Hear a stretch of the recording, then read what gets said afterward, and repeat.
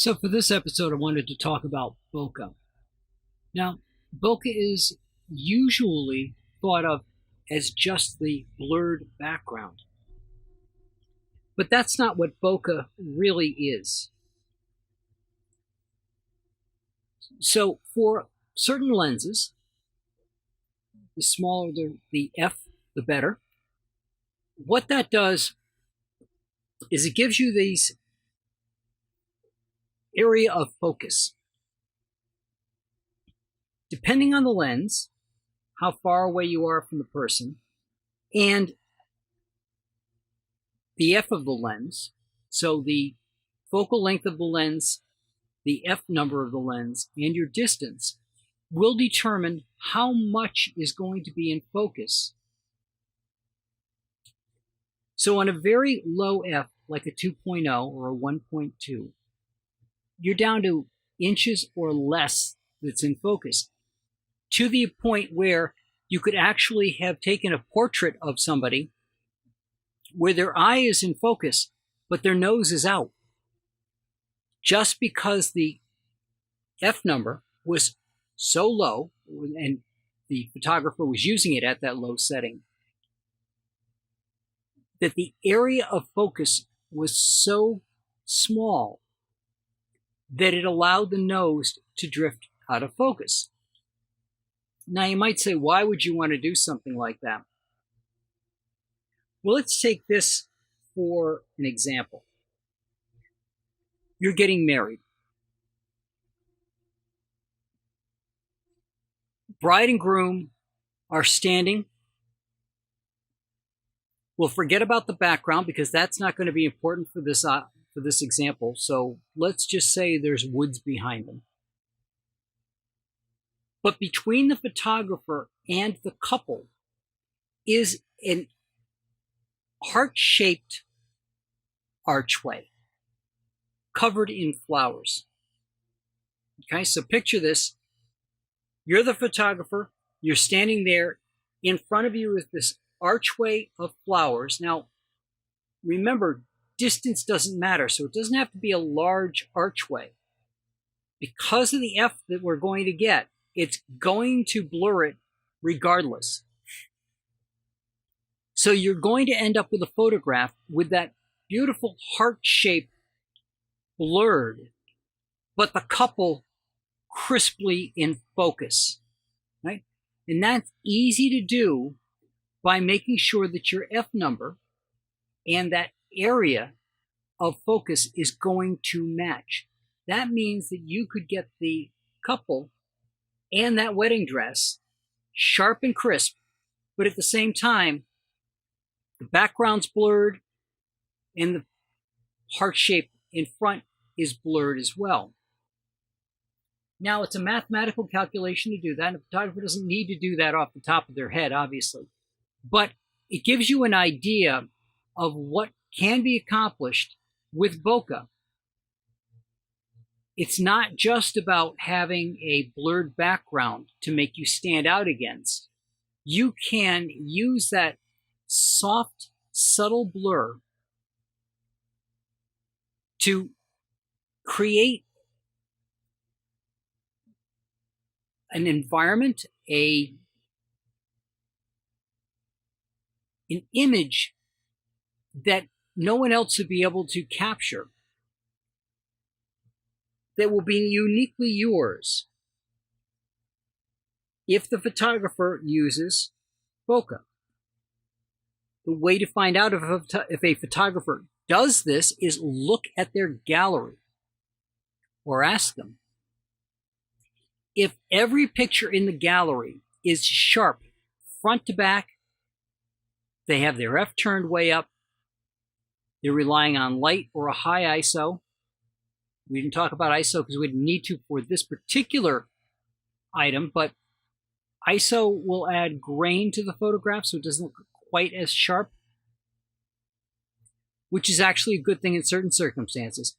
But if every image that they've got front to back is in sharp, they don't deal with bokeh. Now, a camera on your phone doesn't know what bokeh is, and what you get out of your camera phone is a simulation of bokeh. And that's because there's no way to really adjust the settings you would need to in order to get good bokeh. So you can have this ephemeral image with this tack sharp subject to it.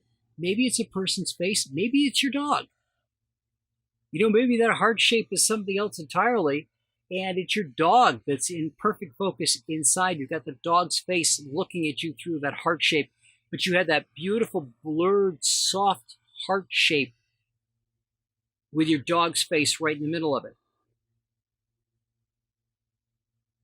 But again, looking at what the photographer captures is important. But also pay attention if things in the front, in the foreground, are blurred. And the reason I say that is there are ways of blurring the image after the fact.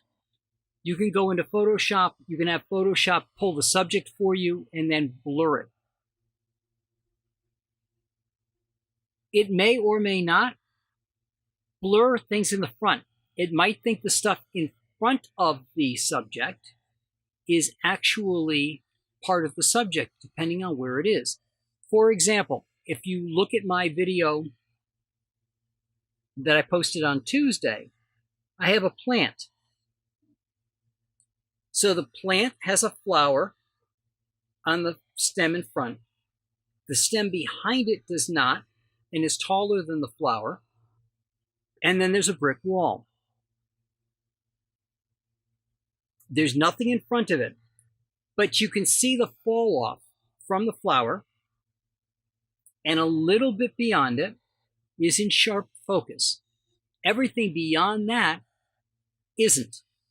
Now, if I were a photographer faking that blurring, I might just make sure that the flower was in focus and that was the subject. If I asked the computer to grab the subject, it may or may not do everything I needed to. And I actually did that in the video, and you can see that it didn't do the same thing that the lens did.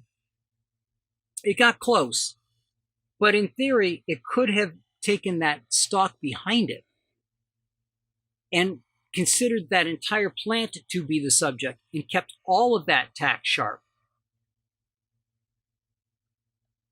So if you see something in an image that looks like it should be out of focus and isn't out of focus, it's probably an image that had an AI applied to it to make the image look blurred. And that probably means that the photographer doesn't pay attention to bokeh. That said, it's something that's not going to be used in every single photograph. Portraits, yes. If I'm doing a bride and groom for a wedding, it's something I'd want to use there. But if I'm doing an event, I may or may not want to use that in every place.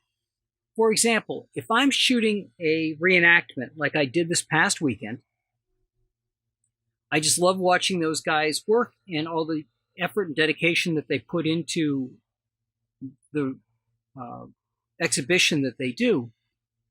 I might want to shoot that behind a tree. And if I'm behind that tree and I want it to look like I'm hiding or sneaking up on them, for example, I would want that tree to be blurred, but I would want them to be in focus. So I'd pay attention to where I was in relationship to the tree and where I was in relationship to them so I could make sure that the focus was right. But a lot of times on events, you're running and gunning, especially if you're doing a wedding or something. So it's specific photographs that would be used in. So I wouldn't expect a photographer necessarily to have it in all their photographs, but go through the portfolio and it should become obvious whether they do it or not. And that's what I got for you this week. I think as a client, you should know as much about what the photographer does so that you can feel comfortable with their style and bokeh is part of a style, to see if that is something that you want to do and if that resonates with you. And I'll talk to you guys all next week.